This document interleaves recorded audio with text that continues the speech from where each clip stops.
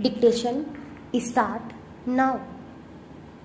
We thus hold that when the corporation takes steps for recovery of the amount by resorting to the provisions of Section 29 of the Act, the limitation period for recovery of the balance amount would start only after adjusting the proceeds from the sale of assets of the industrial concern, as the corporation would be in a position to know as to whether there is a shortfall or there is excess amount realized only after the sale of the mortgage hypothecated assets.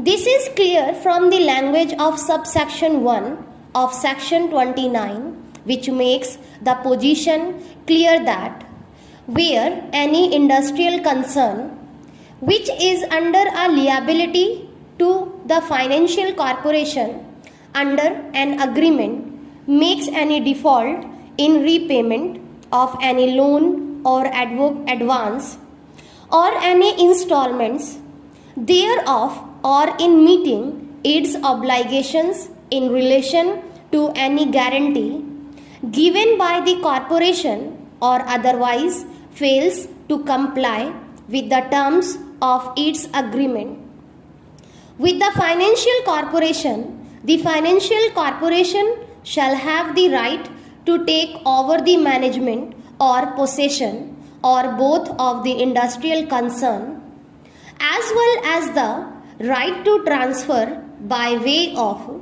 lease for sale and realize the property pledged, mortgage, hypothecated, or assigned to the financial corporation.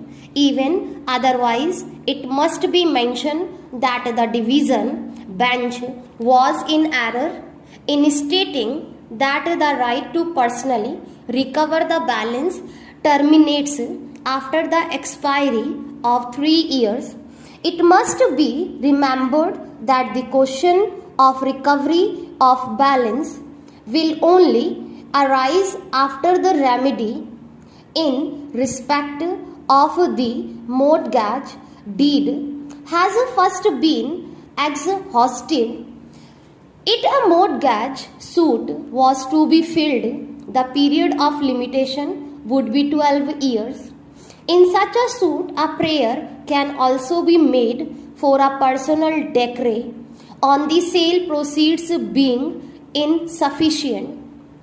It is thus clear that merely because the corporation acted under Section 29 of the State Financial Corporation did not mean that the contract of indemnity came to an end. Section 29 merely enabled the corporation to take possession and sell the assets for recovery of the dues.